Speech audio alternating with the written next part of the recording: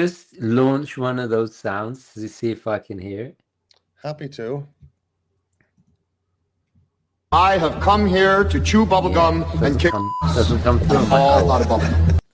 Oh well. And we are live. We are live Okay. on the Urban We are Gentry live. live Sorry, show. I shouldn't clap like that near the microphone. Like no clapping in the microphone. No pages. No buzzing the tower. You're buzzing the tower at the minute. Okay. Welcome, dear Gentry, to the County Com Live Hour on the Urban Gentry Live program. What's going on, T? What's going on? I'm very well. How are you? I'm doing good. We got a special guest today, haven't we? We have the man of the hour. The man of the hour, indeed. Yeah. Gentry, welcome to the program. We will be covering the top 10 Casio watches of all time for each of us, and we will get to our wristwatch checks respectively in just a moment. Chuffed Sprezzatura. You know, it sounds like an appetizer. If we ever launch a restaurant together, I'll have an order of the Chuffed Sprezzatura, please.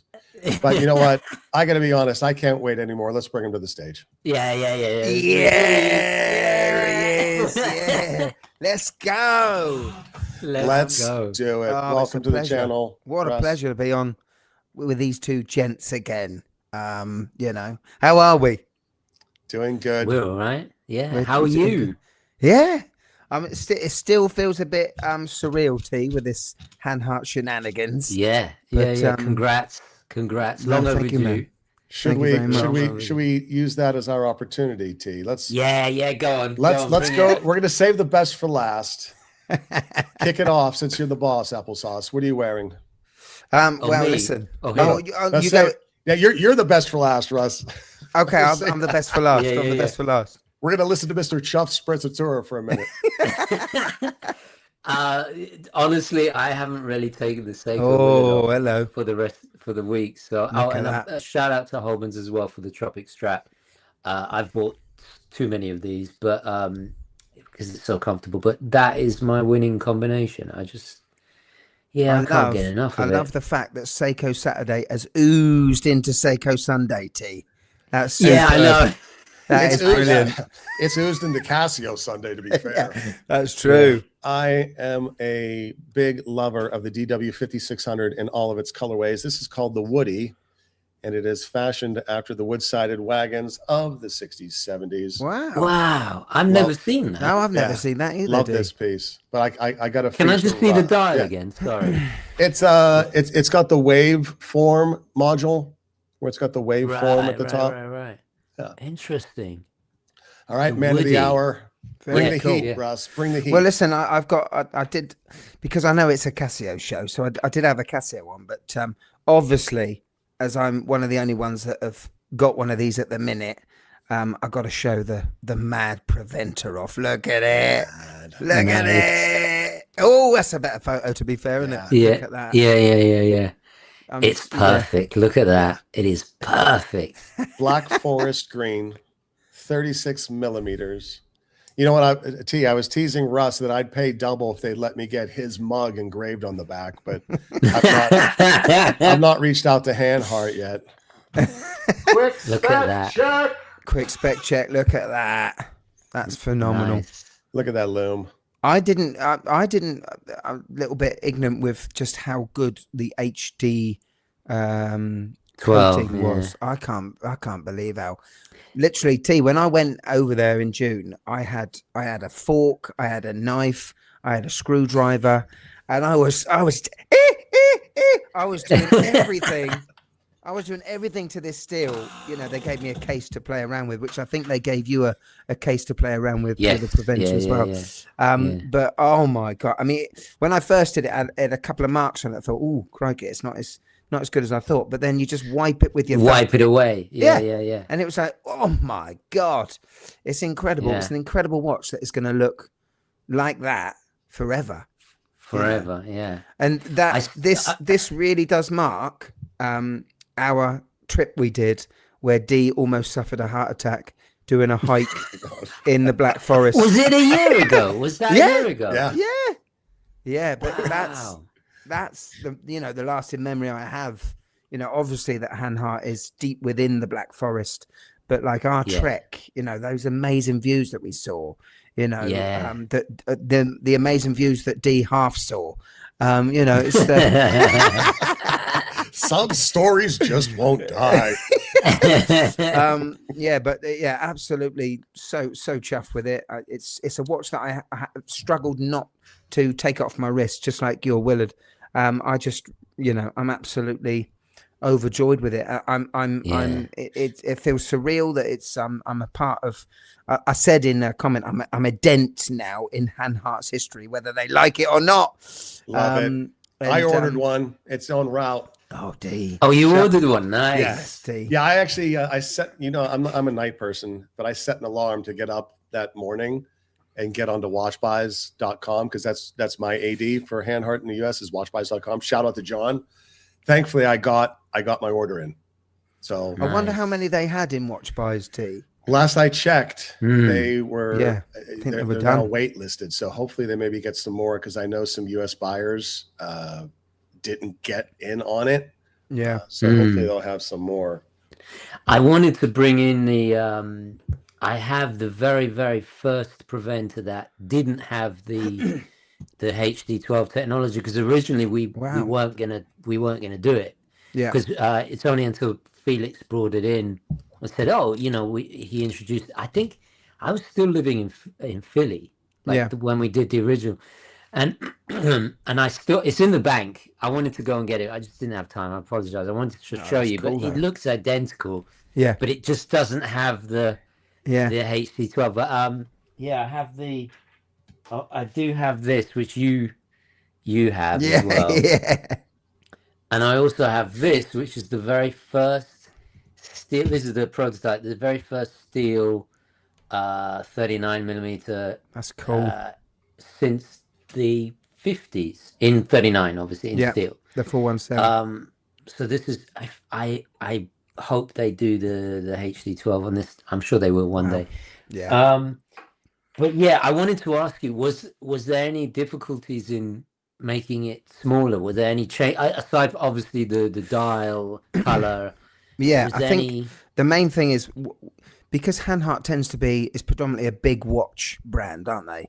I mean, there's the Preventer 9, which I showcased on the show, which was a watch that they did in the 1940s. I mean that was a 3-hander that was 39mm. You know, they weren't shy of making big watches. So you know, the thing was definitely with Simon more than Felix was there was a little bit wary about making the watch smaller because of the audience. So I said, you know, well, make me a guinea pig, make it a limited edition, do it. We'll do something and see what people think. You know, the two things that I wanted was a big chunky crown. That was it. So keep the crown chunky. And also the lug to lug. So making the lug to lug 18mm would have just not made it as masculine as I think it could be if it was 20mm. You still got that. It still looks like a proper watch, you know, proper tool watch. So that was the thing. It was keeping the lug to lug distance right and keeping the crown nice and big. But nice. I just love everything. Yeah, you did the right choice there. That's absolutely the right choice. You know what's funny is that when I suggested the first preventer, I also wanted to do 36 because honestly, I wanted to do 36, but I realized that like you just perfectly said, it's sometimes you're not making it for yourself, but you got to make it for other people as well. Yeah. This one I was making it for myself. And I would second the comment from Abe Froman that anytime you two guys make videos, oftentimes it's costing us money, but money well spent, especially sorry, with D. That's all right, mate. I mean, D's bought a JLC after watching a show of mine. That's how bad that is. Well, the neat thing about this one for me, which made it very easy, is I've got my Fly Navy dive watch from Hanhart, their first diver. Of course, I've got my chronos. And while this is a field watch because of its size, it also doubles as a dress watch for me. Yeah. So now I've got a 3-watch Hanhart collection. Wow. Nice. Very nice. So cool. Yeah. I had something else to ask you, but I'm totally forgotten. I'll get to it in the It's all good. in It's later all on. good. Do you want to see my other one? Do you want to see my other watch? Yeah, G? yeah. Should I get that to you? So Yeah. basically, recently Casio have just released a and it's called the FB100, and it's basically it's the F91W, but with a step tracker. Now I've got the version that has this Nice. like teal green. Now they That's do, nice. yeah, they do an F91W, all the same colors as the F91W. But the thing is, this is what I wanted to show you. This is the reason why a lot of people don't buy an F91. I've got so many of these. The size. So if you look at the size, look how much bigger it is. So for anyone that has never liked to wear an F91W before because it was slightly too small, Give us a little tilt to your right, Russ. Catch what about that? What about Perfect. Mm. So yeah, this has a step tracker. Now you don't need to connect this to your Bluetooth. I don't connect any watches to my phone, but it does a step tracker that's on the watch, which I do quite like. I must admit, I do quite enjoy seeing a step tracker, just a little accelerometer on a little digital watch. I like the idea of them beefing up the F91W and keeping the icon going. They're still making these. Oh, You know, yeah. that's Oh, not yeah, changing. yeah. But I just like this teal. You can't really see it, the proper teal bluey color, but I really like this color. But yeah, this is what I'm wearing. It's slowly becoming one of my recent favorites because it's so easy to wear, and I'll be wearing it a lot at work, you know. Very So cool. Yeah, I saw those come out, and I'm kind of interested. I'm so glad you mentioned about the non-reliance on the phone, because to me that is a big no-no. Yeah. I'm getting very used to not using my phone these days. Yeah. And you know, it's kind of like a habit that you kind of wean yourself off, and I just feel better and healthier, and 100%. you know, I can less validate distracted. that he doesn't check his text messages as often, especially in moments leading up to a live show. Just saying. Totally just saying. Actually, I just remembered what I wanted to say about the preventer. There was a comment about there's always going to be a little bit negativity about the size, and I totally get that, because you can't please all people, because you know, if we had done the 36 originally, then there'd be a whole bunch of people saying, if it was 42, if it was 40, if it was 39, blah blah blah. So it's a thing of mathematics, trying to please the most people.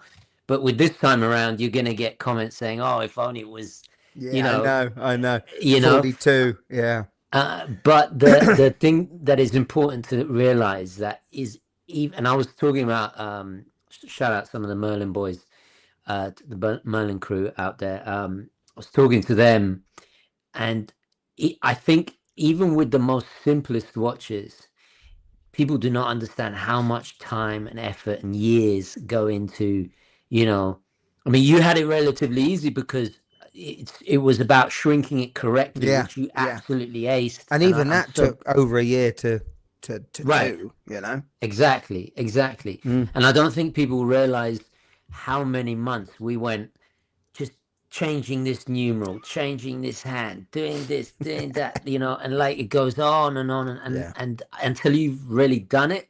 And now you've done this several times now, and you understand like what, and I don't think people really get it, you know, even on a watch that deceptively you think it's a simple watch. It's not. It's, but also, you know, also like you come from a music background as well as I do, and I've made songs that people make a judgment in the first 5 seconds of the song, you know, and they say, I don't like it. They don't like it. Oh, God, that bugs me, you know. But there are going to be people that don't like it straight away. But there are going to be people that don't like it straight away, but listen to another couple of minutes of the song, they end up liking it, and then they grow to love it, and you know, all this sort of stuff. I think that's the progression of big watches over the 90s and the 2000s onwards. It's just been programmed for people with an 8-inch wrist to think this will not fit me. You know, that's that just is the way an it excellent point. Yeah, that's so true. That's so true. Do you think we're gonna go back the other way? Because I'm certainly enjoying my big watches now. Do you think we're gonna bounce? I don't know. I honestly don't know. With AI, I feel like there's more there's more artistry that is going to be enjoyed. There's more human contact, more human elements, more purism of the. Do you mean it as a rejection of AI? Or Yeah, do you I mean, and using then AI? exactly as a rejection of it, and then leading more into the vintage, even more. You know, the 50s, the 60s size case. I mean, at the end of the day, where's this? This isn't this Salita SW200 inside. It's 26 millimeters in diameter.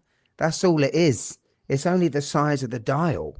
You know, so if you've got a 44 millimeter watch with a 26 millimeter movement inside it, that must mean there's a huge spacer wedged in there, keeping that movement in the middle. And just imagine how long the crown stem is. You know, people don't realize that the movement doesn't fit to your big case.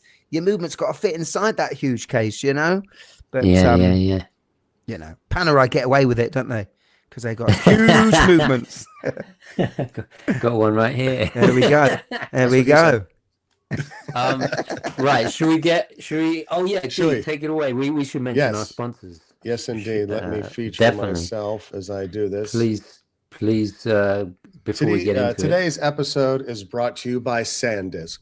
The SanDisk Flip Jam, available in 8 gig, 16 gig, and a variety of other vintage, new old stock models. And this MP3 player is the official MP3 player of the Urban Gentry, available for sale at hobbyofhours.com, where I've got several. Wow. I don't think people know, but it's an in-joke because D has managed to find a stockpile of those. Well, no, well, here's the thing.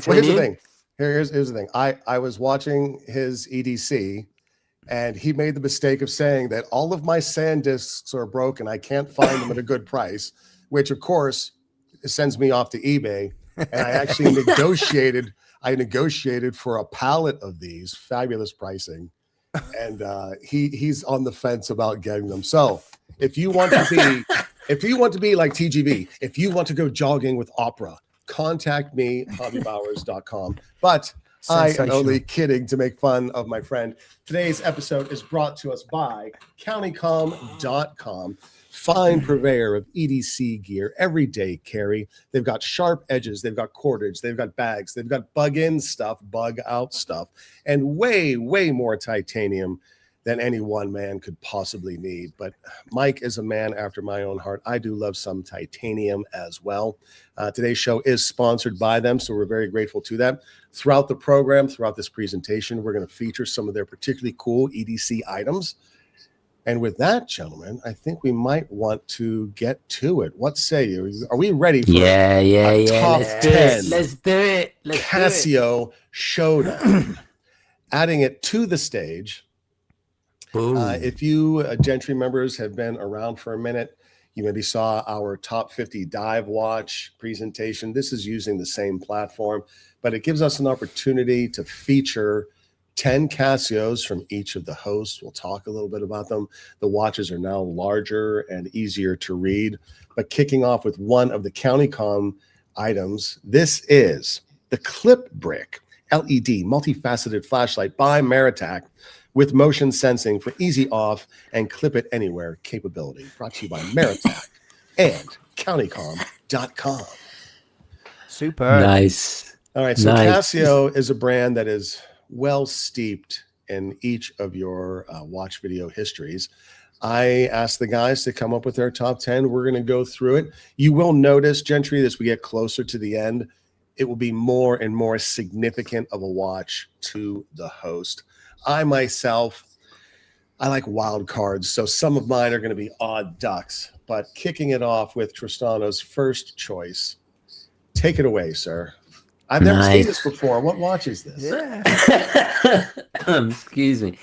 The most mass-produced watch of all time, and movie icon. A bit of a nefarious side to it as well, because it has been used as a timing device for certain IEDs during a very dark part of our history. But testament to just how ubiquitous and fantastic it is. It's probably my first memory of wearing a watch, I think. And I'm convinced they used a different type of resin back in the 90s when I was a kid, because after a while, it's kind of smelt, the plastic on your skin. It started to smell differently, but I don't know if they've changed that. But anyway, what is there to say about this that we haven't said it a million times? It's the gateway drug.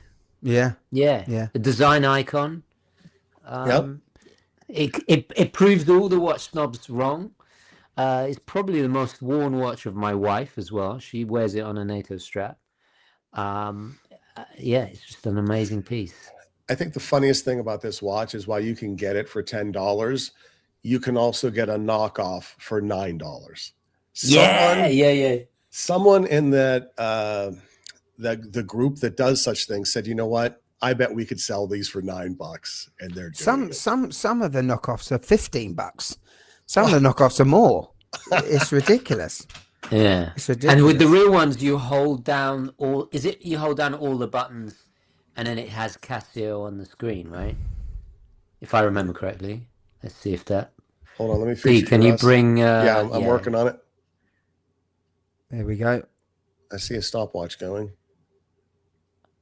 All right, that's a fake one then. No, this is it. This is all the icons showing that.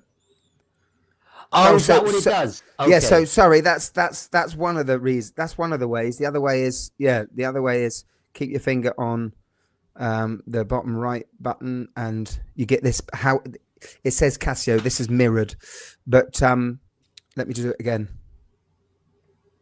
Where is it? Come on. Have I got a fake one? There we go. There we go. Sorry. There we go. And then if you press all the buttons together, then it does a LCD display check. Right. Chris Bradshaw just said a really great fact, and I remember this, that Schumacher had one attached to his steering wheel during the races. And wow.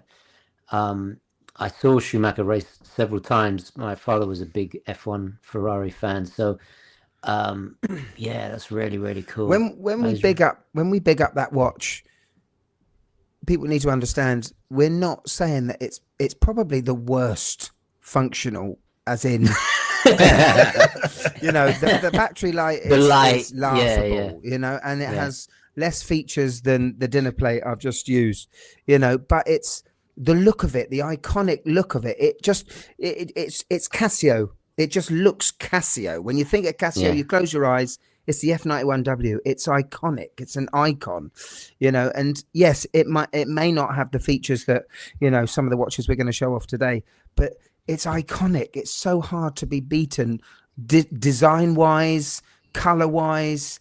It's just awesome. The one good thing I would say, accuracy. I mean, crikey, it's ridiculous. The one good thing with this FBL 100 is you have 4 pushers. That's the only thing I like with symmetry. But and that's cool, mate. Well done. Yeah. To you now, I think, because well, I chose a slightly beefier, bigger brother, which came out in '95, which is the W86, which is my favorite.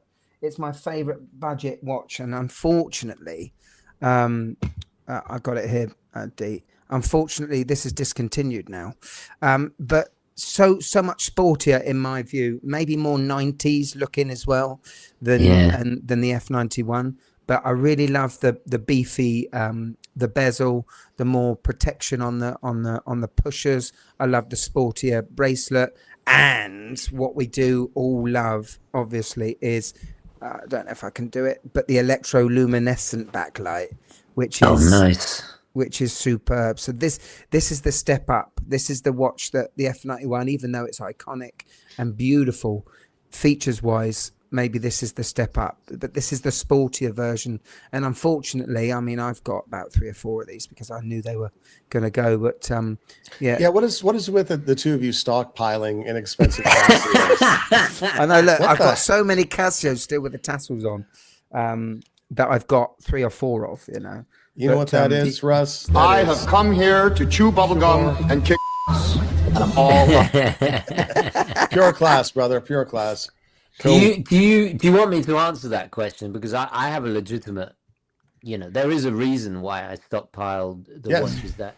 Actually, funny enough, is it the next watch? No, it's a It's couple of not. them, but It's a few layers down, but it'll be all right, there. I'll save it. I'll Okay, save it for yeah, that. save it for that. Yeah. Perfect. Go on, D. All right, I What's went yours? for proper old school. This is the Casiotron. This is the re-edition that commemorates the very first QW02 from 1974, gents. It was the first digital wristwatch with an automatic calendar. This particular re-edition came in 4,000 units. Not exactly I've got limited. this one, D. I've got You got this one? Yeah. Oh, how do you like that? Absolutely love it. Absolutely love it. So it's I went watch. old school with my choice for my first kickoff. But of course, these two are pretty grand indeed. All right, T, you're up next. Here's a watch. Oh, Here's a look at watch that I that. first saw on your channel. Take it away, man. Yeah, I really regret selling this. I really regret selling it. I have to be honest. Yeah, it's a bizarre but amazing watch. And everything in it is so deliberately chosen.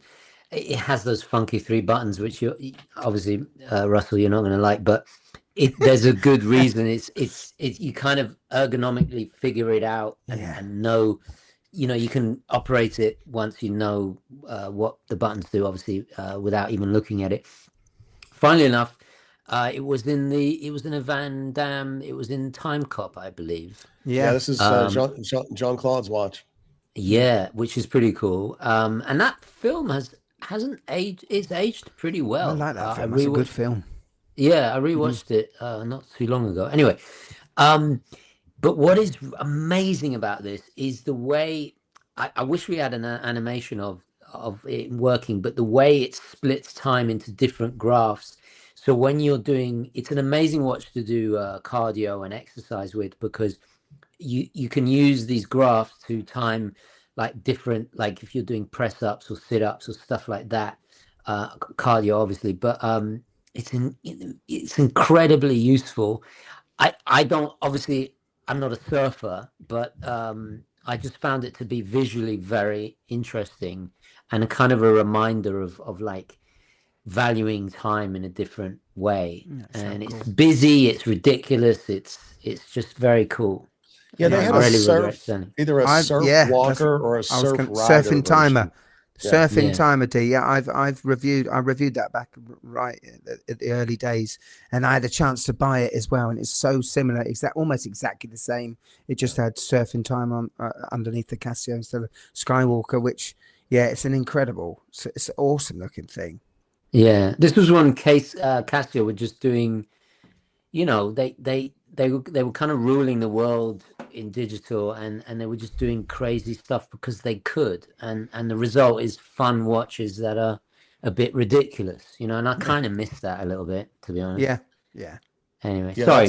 That sentiment's going to be carried through some of my selections. This is Russ's. This is the Sting, as I recall, Russ? If you want, D, I'm not sure, but this is the thing. Yeah. Just Russ, it takes me 2 seconds to switch it to you, so just play along like nothing's happening, Yes, mate. Don't worry, I'm coming. I will come. I will get to you every time, sir. No, that's cool. Yeah, so this I think I found last year or the start or the end of the year before, but there was four G-Shocks that were issued to the US military, and they were assigned a stock number. It was the DW6900, the DW66, the DW5600, and this DW9052. This came out, and I think it was 95. It's one of those G-Shocks that just it's all about the buttons for me. The buttons are so easy to push in. They're hooded. You don't get that a lot on G-Shocks. They tend to be recessed in more than these hoods. I really love the strap. It comes with these sort of like, these 90s protected straps. I like this screw protector. Well, I've never had a screw gone wrong on a G-Shock, but still, it has the DNA of a DW6900. Has the animation in the middle, but again, you can't see it because of the light, but it has the electroluminescent backlight again. It's so comfortable on the wrist. It's one of them G-Shocks that you can still buy. The DW6600 you can't, but this one looks 90s, proper 90s, and I think it's one of those watches that just gets overlooked. And if we don't show the love for it soon, I don't think it's going to be around much longer. But the DW at 9052, love it. Well, yeah, I'm not familiar with that one, but I can see its kind of lineage and inspiration in the design. Yeah, that's very cool. Very cool. D. Next up. Whoa! This is actually a photo of my actual watch that I used when I sold this watch on. This you is fool! You fool! What are you doing? I doubled my money. I paid 150 for it back in '84, and I sold it for $300. This is the watch that got me 0 dates in grade school. Like literally 0 playground action. Scientific calculator with 25 functions featuring trigonometry and logarithmic, 12-unit conversion, and advanced computing that my teachers didn't know I had until they did, and then I no longer had it. It came on a rubber strap. I had to upgrade it to this steel bracelet. Wow. And gosh, I kind of wish I hadn't sold it because of all the comedy of my youth. But it's the most complex of their calculator type style watches. And just if you think about what they were doing at the time, bravo, Casio, well done. So what do the top buttons correspond to? Is that the functions? Various function banks, where if you press one of those function banks, then the numbers do something different compared to when you press one of the other function banks. So you got a calculator. It's like a progenitor of the data bank. It's way more. They make something called a scientific calculator, which has all of these further in-depth machinations and calculations. I used to be so good at math. I'm not anymore. But just, calculating sine. D, that's because you don't have this watch anymore. That's why. No, it's because I started getting dates eventually. I didn't, No, it was way ahead of its time and had a charming alarm as well. But boy, nerd factor 3000 in the sixth grade. So but loved it. Very cool, man. Should not have sold it, to be fair. Next up, T. Very much related. Here we go. Here's your choice. Oh, the data bank. Where are my notes? This is an absolute beauty.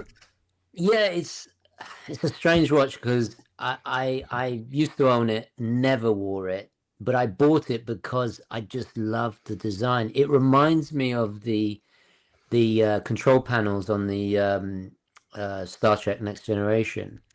The colors and the buttons, and it's a nightmare to because the buttons, it's a flat panel, so it's trying to be like a touch screen, but not on the screen, if that makes any sense.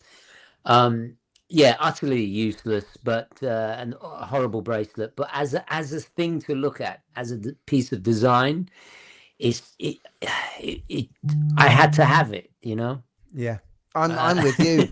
T, I've got this watch. I don't wear it a lot, but I just like looking at it. I like looking at it, and I'm surprised at how easy it is to operate the buttons. You don't think you can push a 4 or a 5, but it's really. But somehow it actually does do it eventually. Yeah.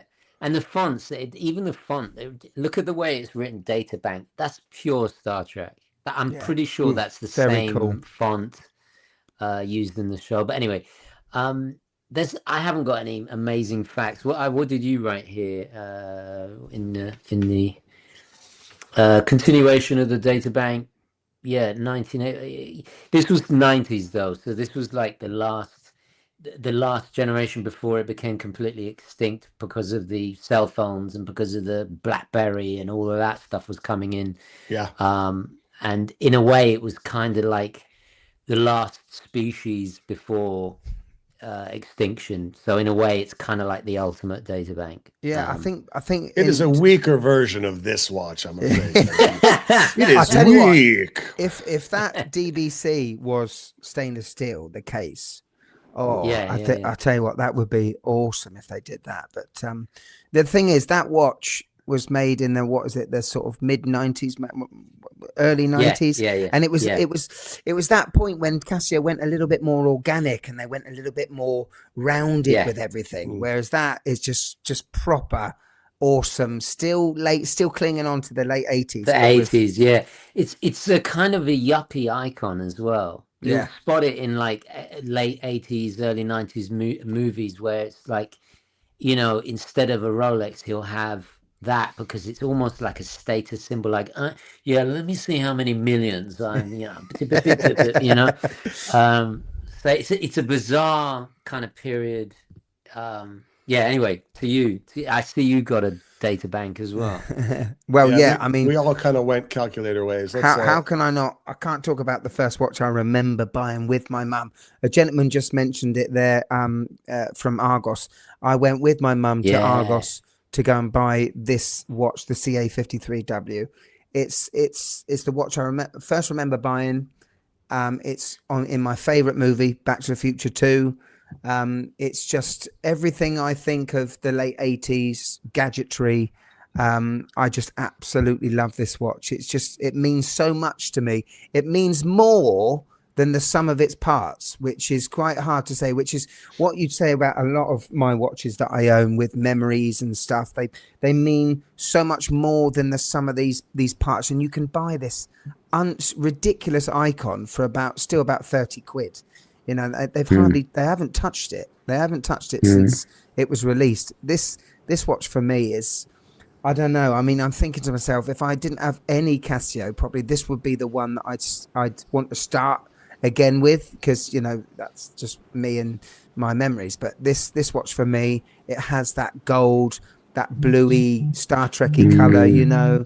It's just so cool. The only thing it lacks, which is what yours doesn't, T, is the backlight. The DBC has the backlight. This one doesn't have a backlight. And I'm surprised that over the years Casio didn't think, do you know what, I think we should put a backlight in this thing. It's been 35, 40 years, but it was a bit like the DBC was kind of like the date to that being the date just. It was like the next level up in the kind of yuppie, you know, because yours was more famous. There's that police cover with Sting wearing it, you know. It was like the height of coolness. It was like chic, you know. Very, very cool. Very cool. For us, the Jeeves are wearing what while driving. Hi, Ray.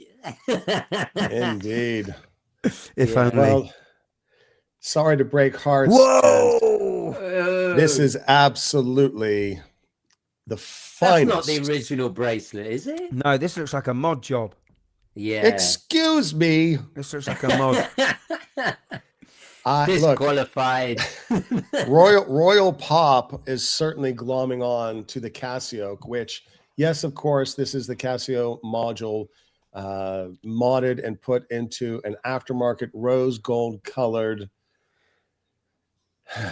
monstrosity. If it was 38, I'd buy it. I'm coming to you, Russ, in a second. No worries. Keep holding that up. But I was so impressed that they did it, because at the same time, the Bagel Sport knockoff was floating around. And I think, well done to whoever conceived of doing this. I appreciate this more from the ingenuity of doing it than the actual, you know, some of its parts, Russ. But let's have a peek at yours, mate. Yeah. Well, I love this one too. Yeah. Please so tell us about that. This is the manga version. So this is the GA2100, but it came out in a blue and a white. They sold within hours, and it's basically the watch is outlined in like a comic book. Yeah, like something. stenciled. This is my favorite. I mean, I'm not a huge fan of the GA 2100 just because of how small the digital display is. Yeah, And that's fair. I'm with Casio. I'm a digital guy, really. But this one is my favorite. Yeah, I was very fortunate enough to get this one. It absolutely pops off your wrist when you go out with this watch. I haven't had many comments on watches I've ever worn, but this does get comments. I do like this one. But yeah, I almost want to say it's 4-dimensional, which sounds silly, but it's got some machismo going on. Absolutely, does. indeed. Well put. Yeah. It's almost like a trick to the eye. Yeah. And before we get into watches, I want to talk about mindset, because mindset is everything. This is the Countercom Hollow Core Challenge coin by Meritech. Wow. A proper What a memento segue. mori, indeed. Yeah. But this is the size of a coin. You can carry it with you. And if you're out in the woods, if you're with your buddies and on a hike and you have to go back alone and you need to pick which trail, you just flip a coin and maybe you'll make it back. The only thing I think is fantastic. The only thing I'm going to question is how come he's got lips in the bottom one and he hasn't got lips on the top one? You know, where's those lips come from? That's fair. But he's really sad because he's just about to die, and at the top he's happy because he made it through the threshold. I think that has to be it. That's cool. Available at countycom.com. Yeah, nice. And here we are with your next pick, sir. Take it. Yeah. So I don't have any interesting facts or history about this. This is a recent. I reviewed it during the pandemic. It came out. It was just a modern, up-to-date version of the AW158. I might be wrong, but it was just a kind of little bit higher end. It's still that plasticky, not really steel, but kind of still has a little bit of steel in the case back fair. But they got the colors, they got the size, they got everything about it so right.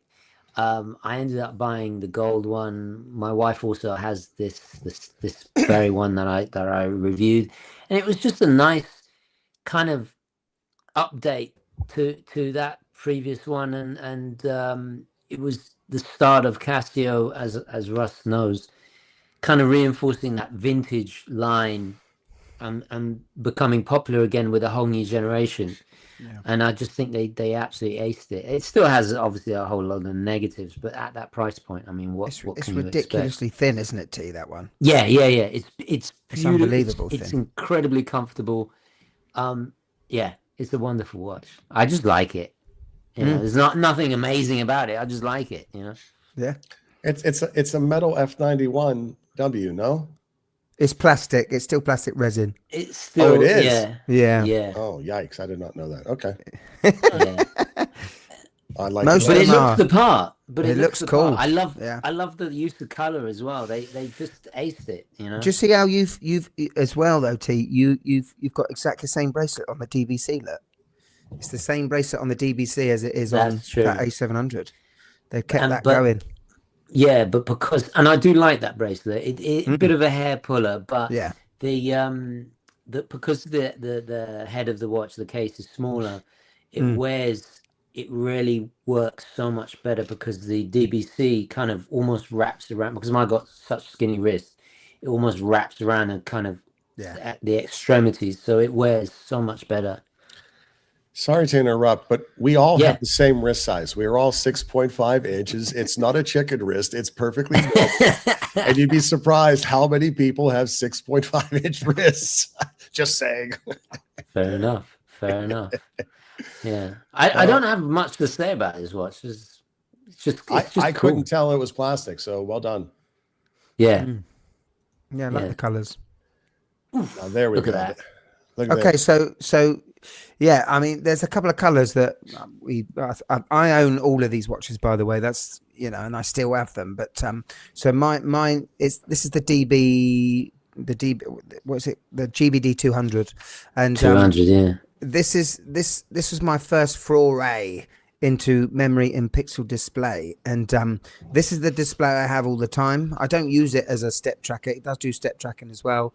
I don't hook it up to my phone, and I haven't done. The battery life, if it is hooked up to the phone, is only a year, which is pretty rubbish. But there is a lot of people out there that will say that their GBD 200 is still going. This is the 4th year, I think, of my GBD 200 with not having it connected to the phone. And I absolutely love it. I do love memory and pixel. The reason why I really love the GBD 200, it has that DNA of the G-Shock Square, but in a more modern look. The strap is phenomenal. The case, I just absolutely love the case. The buttons are so easy to push in. I'm just a big fan of this watch. It doesn't take away my love of the Square at all. It's just a modern version, a modern interpretation of, but I think it celebrates the G-Shock Square to a newer audience, I just really love it. I love it. And it reminds me of my old Nokia phones, the display. Yeah, I see that. Yeah. I've never noticed that. I totally see that. Yeah, I like that they've got the light is a big button, so a great improvement. Even though I adore the 5600s, having that big button for the light is amazing. I think they definitely took that from their experience with the regular Casios, because they do that a lot now, don't they? They do it a lot.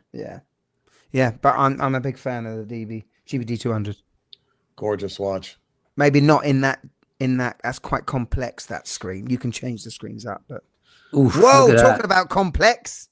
I you know what? Since I built this, I should have probably taken this out to save myself the embarrassment. This is my hiking watch. Oh. When I used to do. Did you wore this when we went for a hike, didn't you? I think I may have. Yeah, I think you did. I used to wear this when I used to be huge into hiking into LA. I've gotten out of it, unfortunately, until he got to Germany. Well, this is oh my gosh, this is the Pro Trek Tough Solar Multiband 6 atomic and 200 meters of water resistance. Wow. The ABC sensor suite for land and sea outdoor adventures, whether in here or in Gutenbach. It is an amazing watch. It is the watch. This is my end of days watch. Does everything? Yes, it is. It is surprisingly large, but because the lug to lug is not that bad, you can pull it off.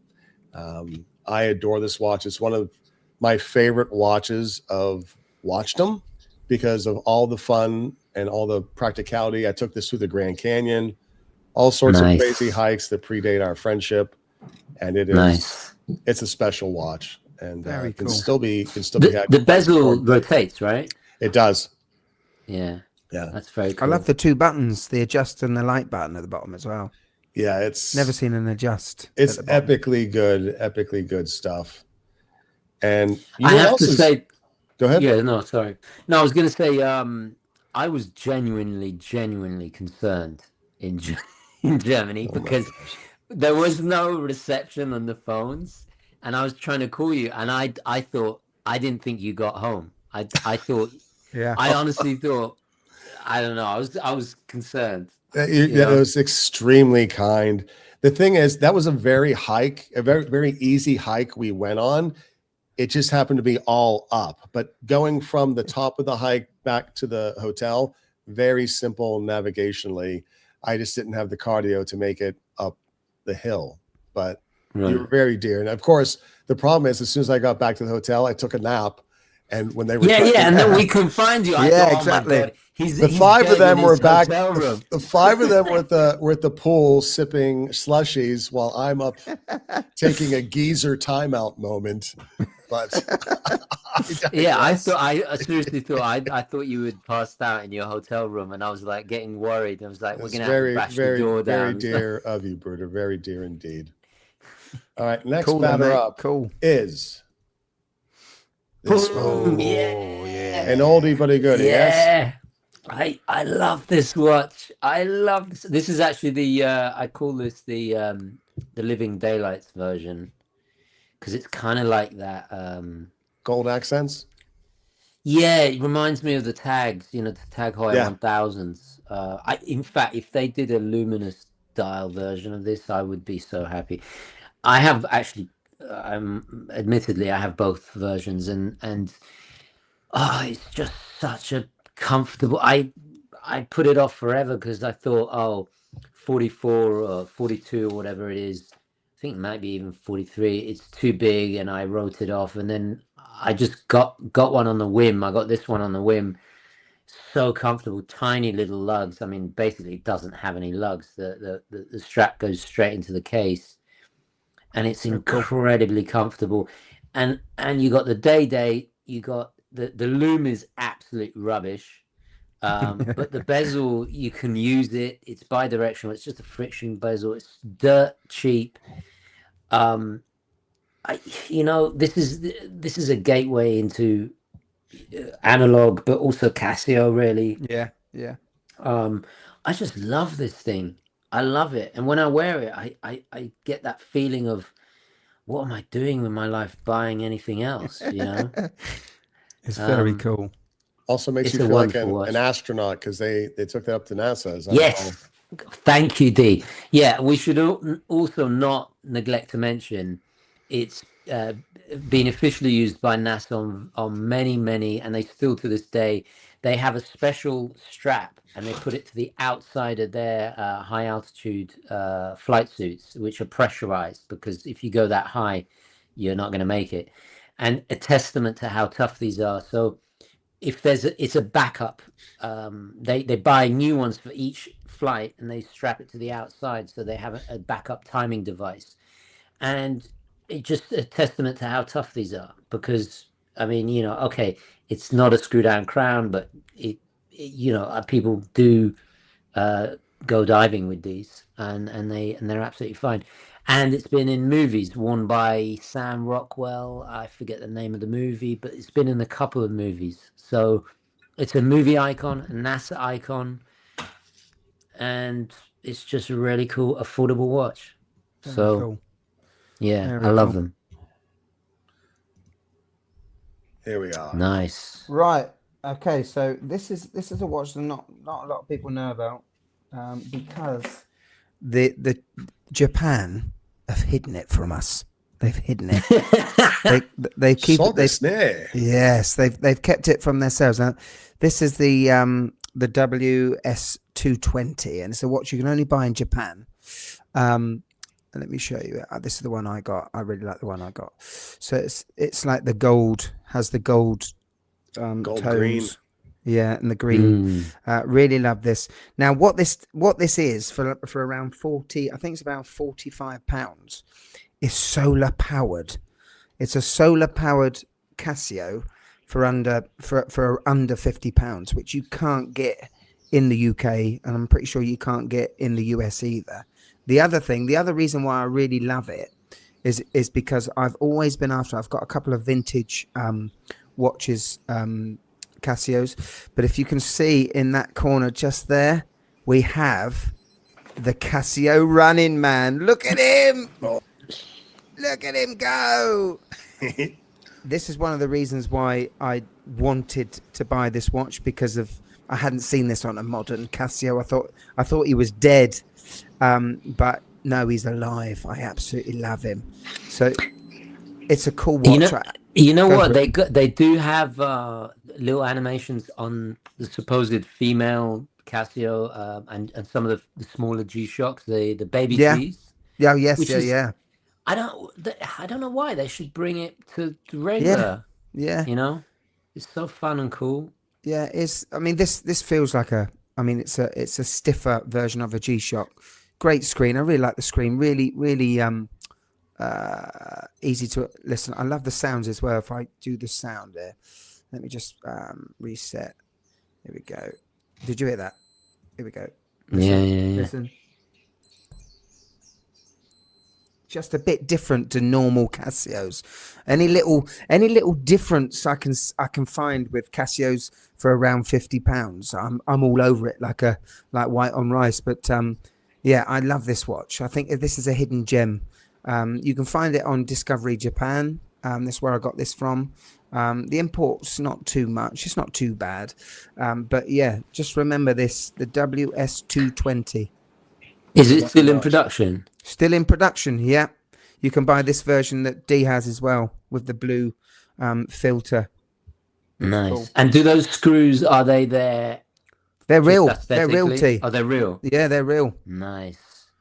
Yeah, so this records, has world time, dual time. It's a great little watch. Battery on the front, light on the front. It's a great little I wonder budget why they Casio. don't offer it I know. internationally. Yeah. So strange. Well, Gentry, now it's time to get into some weird stuff. And Oh, God. TGV hinted at it earlier because Casio is well known for making some whack jobs, if you will. This particular one is the thermo scanner designed to measure surface temperature using infrared radiation. Whether you're trying to scan a fishing hole, a racetrack, or the surface of snow, which is essential for waxing your skis properly, or if you have health concerns measuring your body temperature, or if you want to get the right temperature for frying oil in the kitchen, have no fear, the TSR 100 is here. I never owned this one, but dang, what a nut job. Kind of weird, kind of cool. Thoughts, Very musings? Cool. Absolutely love it. This Very is cool. definitely that time before the advent, because they were. If you look back at the, if you have any books on Casio, you look at the history, especially in the G-Shock book, you can kind of see that before ABC, they perfected ABC, you know, the altimeter, barometer, compass. There were these weird, clumsy kind of first attempts at, you know, using the tech. And in fact, the Rise Man, spoilers that I'm going to talk about later, is another one of that kind of step into that. So D, do you know when this was from? I lost D. You know what? I had myself on mute. I hate that. I love the sound of my own voice. This would have to have been in 84-ish, approximately. Right. Yeah, that right makes in that sense. sweet spot of nutters that they released. Yeah, it's a cool design. It's very kind of like retro futurist. Yeah, I've got Total more of Recall. these. I've got more of these kind of nutters in the rest of my queue. See why they need to do stuff like this, you know, like Yeah. Well, they you know? were experimenting back then, doing the stuff, right? Not as much now, but you know who else is experimenting with stuff? Countycom. They've got so many titanium products like this. Their Max Madco design titanium bolt action pen, Generation 3. I'm not sure what the electrode is doing there, but if I was into fidget spinners or whatever, I actually have one of these and it is pretty good for fidgeting, but I'm pretty sure if I took this into the workplace, I would absolutely be hit on the coconut because I wouldn't stop playing with the thing. Be that as it may, the next watch up is an oldie, a goodie, and from Tristano, but also this was my one watch for more than 20 years, the DW 5600. Take it away. Yeah. Yeah, this is the granddaddy of them all, the godfather of Casio G-Shock. I mean, Steve's in the house. Steve. Shout out to Steve. Hi, Steve. I don't actually. Sorry. Can you just put the camera on me for a second? Yep. Stand by. There we are. I don't know if you can see that. Thank you, Steve. That's yours. All right. Sorry, just a little All right. private thing. What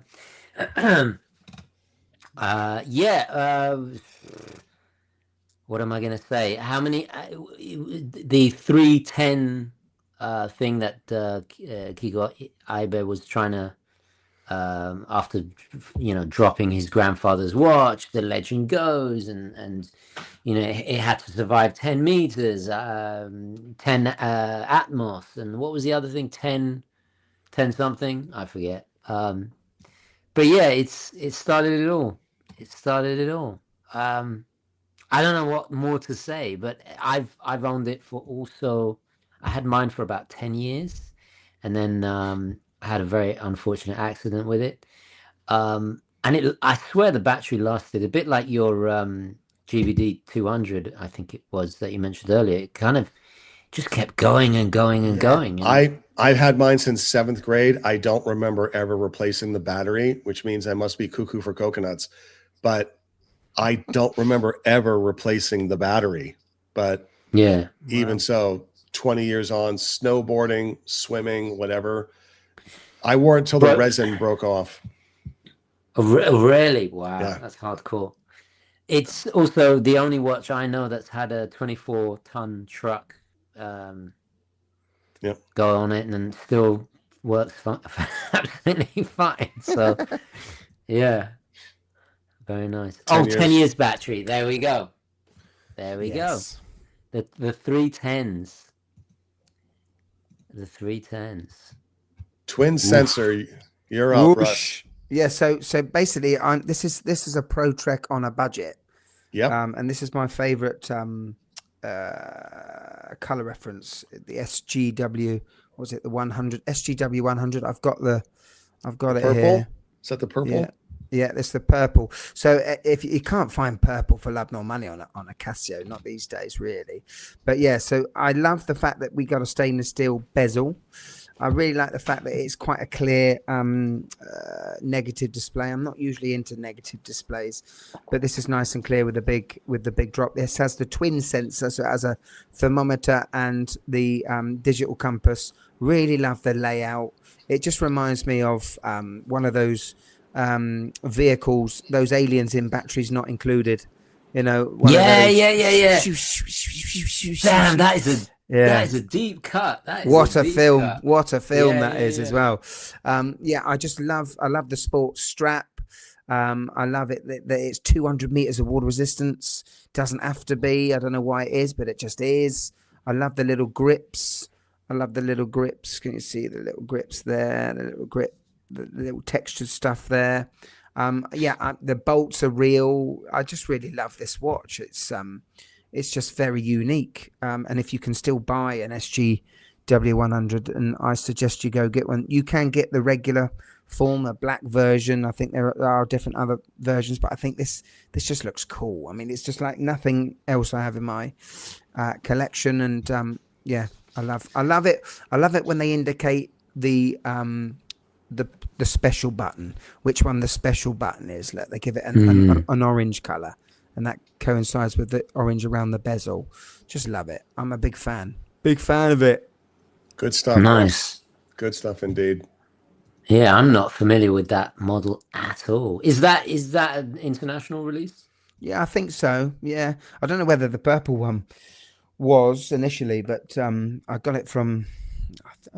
I think I might have got it from Amazon. Like 4 or 5 years ago. But interesting.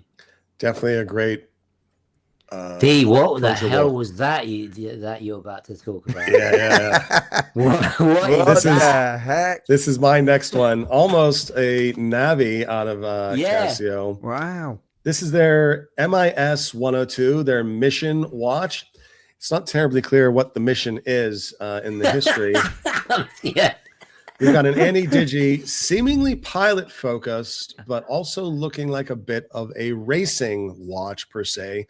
I stumbled on this one and just really rather liked it. I don't wait. So it's Anti-Digi. Yeah, it's Anti-Digi. If you crazy. If you zoom in, you can see the hands there. They're kind of hidden a little bit. The colorway is rather unusual, but just a good looking watch that's fairly non-traditional. In the Casio space. I've never seen that in my entire life. I don't think I've ever seen it before, no. Yeah, I'm glad. I do love to surprise the fellas whenever I do these things, because they've certainly done a part in introducing me to new watches. So being able to catch the guys off base with a good looking watch is a bit of fun for me. So is that pre Edifice? It has to be, right? Yeah. This would have been probably 87-ish. I would reckon that makes sense. But it's a good looking watch. I wouldn't hesitate to. What does the subdial? Okay, so the one on the segmented one, I'm presuming is like what, 12 hours? What is going on? Yeah, your guess is as good as mine. I think it would help to know what the mission is, and then I Yeah, could yeah, maybe, Mission but to it's- Mars. Yeah. Wow. Yeah, That's I don't know if it's nuts. busier than a Navihawk, but it's certainly confusing. I think I need briefed on the mission, and then I could maybe figure out what it's supposed to do. But a bit of fun nonetheless. How did you find out about this? I went researching as I was trying to figure. I figured you guys would maybe gravitate towards the Casios you've owned and loved. I went for a mix of stuff that I've owned and maybe some wackadoos that people would not have known. Nice. So that's what made up my. I What want a to look name. into this. What a name, Mission Yeah. Casio. That is cool, Mission. isn't it? mystery mission, but absolutely very, very interesting. Mm. All right, T, here we are. You've waited long enough. Froggy. It's your turn for the froggy. The froggy. The frogster. This breaks my heart a little bit because I know I will never be able to wear it. But oh god damn, do I love this watch! I love the asymmetrical design. This was when I think it also kind of symbolically represents a turning point for G-Shock when they were like they were on the scene, and then they realized that people were using the G-Shock as divers, so they purpose built this as a like a real diving watch, and it kind of launched the whole kind of what do they call it, what is it, something of G, Master of G. Oh, there you go. So apparently we can wear it. So Well, yeah, he can wear it. It doesn't look good on me. It looks good on you. so yeah, I got the 30th anniversary of the Frogman, so it's like takes it back to the has like goldy bits on it, but Oh, I love Yeah. that. I love that. it's Oh. cool too. You gotta go for one, mate. You just gotta do it. You just got to do it. Yeah. You just gotta do it. Look, it's purpose built for a mission. Yeah. Man, what are you I gonna do? really like that. And obviously huge military following because of what it does. What can I, Let me what give can I it say? Oh, you've got a really great fact that you sent me here, D, that it was built for extreme off-road. Oh no, sorry, that's the Mudman. Whoops. Yeah, ISO certified. It The was their first- asymmetric design was so it didn't pinch into your wrist.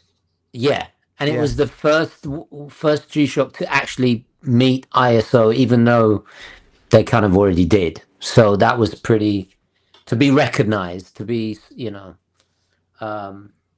as recognized as a real diver's watch. That's what I meant. Yeah. So that Yep. was a big moment for G-Shock.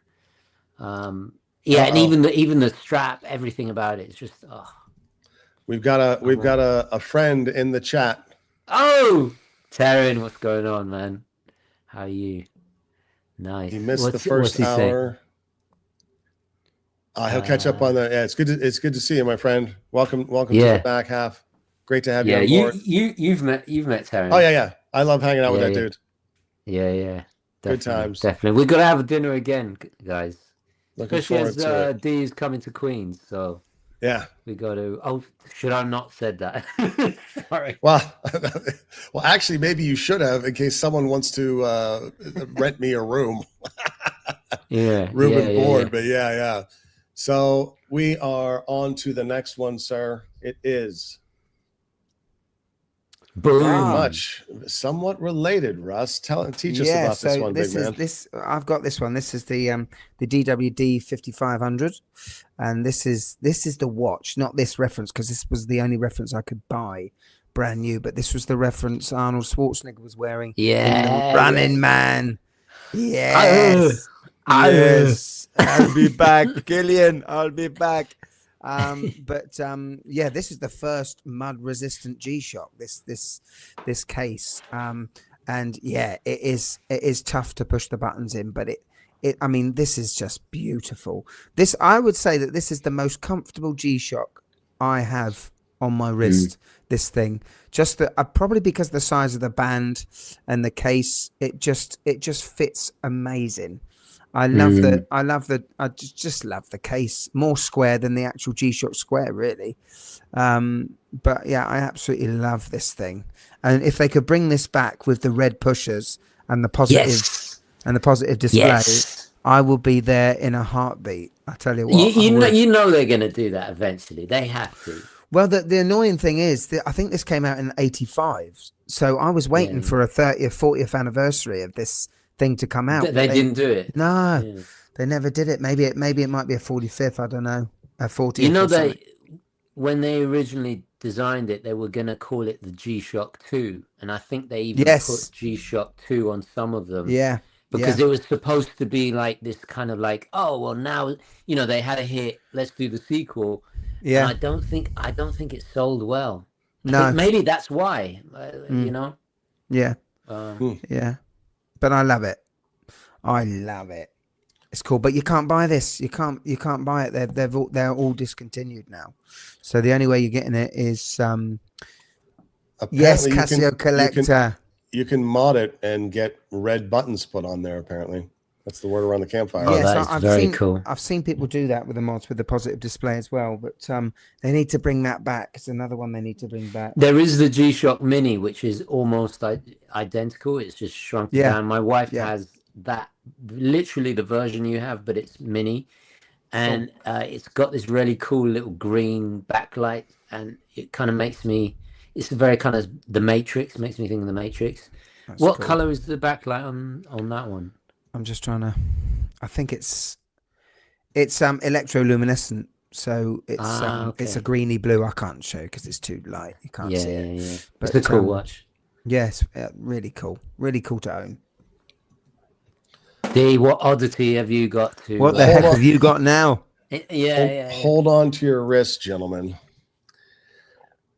Oh, wait a minute. Wrong one. Nice. Wait a minute. That's not a Casio. That's not a Was that a My B? Casio have done a homage to.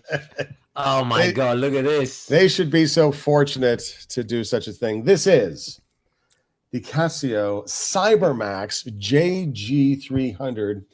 It is a game watch with a shock sensor. It gauges the amount of shock as you shadow box against the module itself. So you have this watch on. Let's get a feature going here. You have it on and you shadow box, you start the game, and it, because of the shock sensor, it can tell you whether or not you've got the muscles or not. Wow. Versus, and so there was a host of these watches during the time period that had different sorts of games built into the module.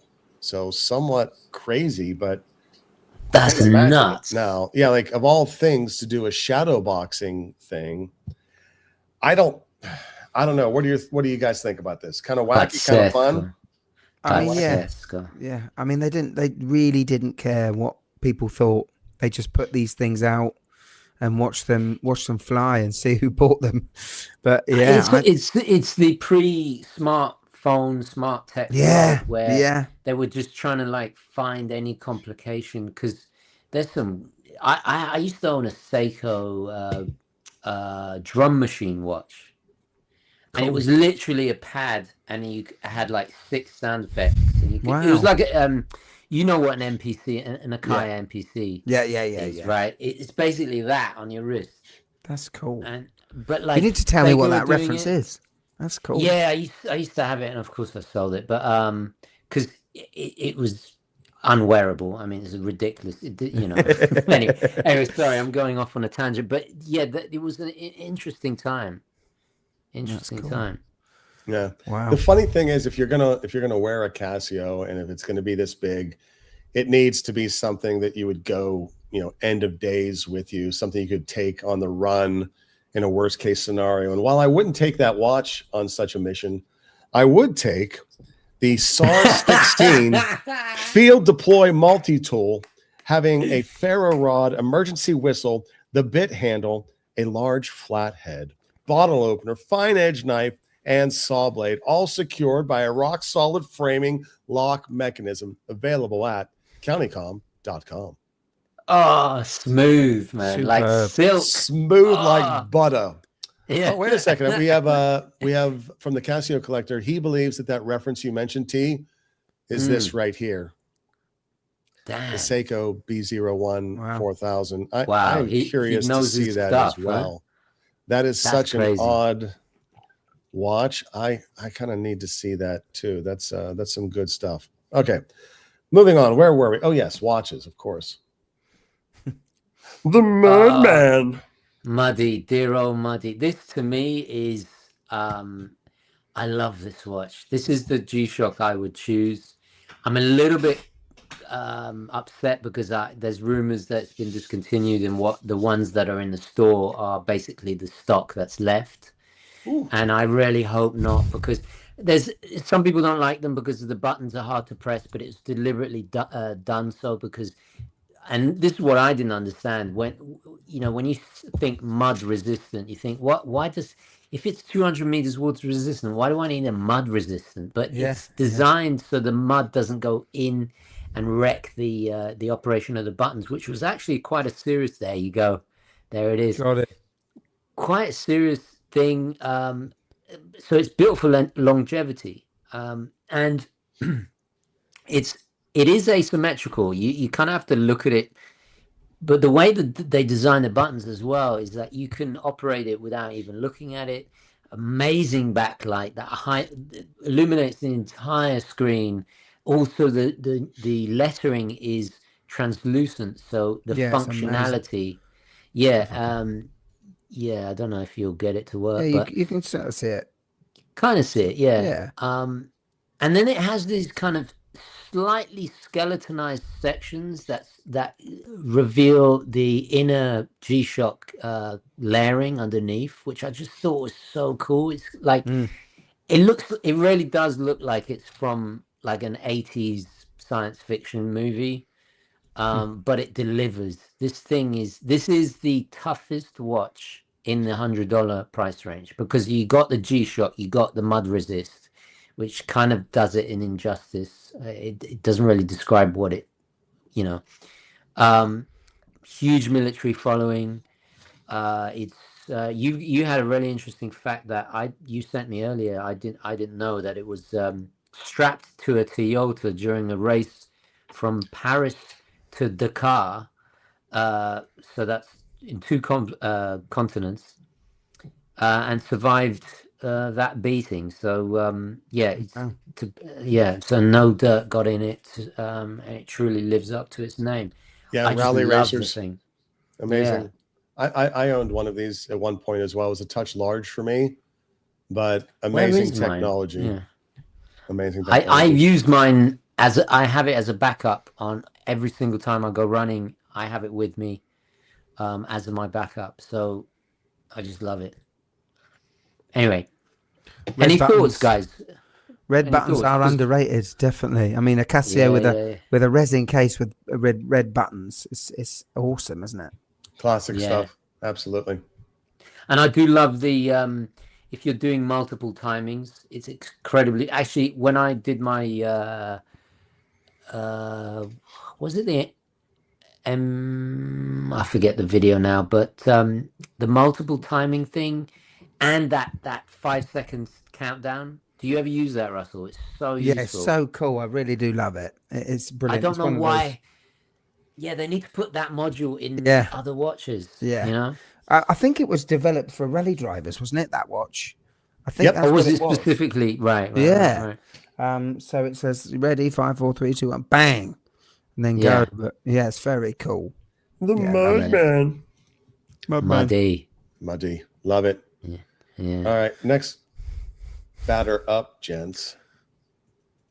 Boom. Yeah. So I went. Boom. Well, so I went for a watch that is quite a big thing in our lifetime. Casio going automatic now.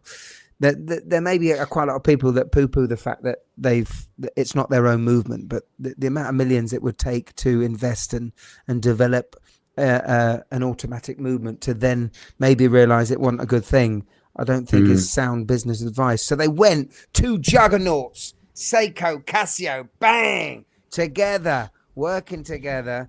NH35 inside this bad boy, but I just love the fact that I bought this one because I'm on the first run. It's the first step to Casio going for automatic. I love the fact that on this particular reference, it's a carbon fiber dial, it's a real carbon fiber. The white one is just aesthetically looks like carbon fiber, but it isn't. This is carbon fiber. It just, everything about this watch, it does. I mean, I need to polish it up and give it a good old spritz, but this isn't a 200. I think it was £260. It looks far more expensive than the 250, £60. It's on the Edifice line, obviously. I was about to ask. Yeah. It's such a beautiful watch. It's a great watch to wear. I'm pretty proud of wearing it. I'm not usually into Casios unless they're digital displays. So yeah, I don't know.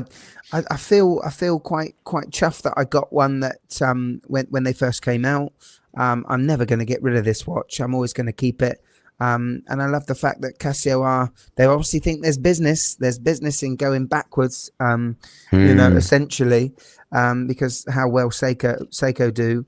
And I like the fact that, we could potentially see some sort of Casio potentially going into automatics in the future. I mean, they're doing a little bit more with the Myotas, which I'm not as chuffed about. The Myotas, the 8000 series is a little bit more dumbed down to the NH35 in my view. Yeah. But I mean, just look at it. Look at that. I mean, that's just a beautiful watch. That's a dress watch, sports watch, all in one. Really do like it. I don't wear it enough, just purely because I have too many watches as it is.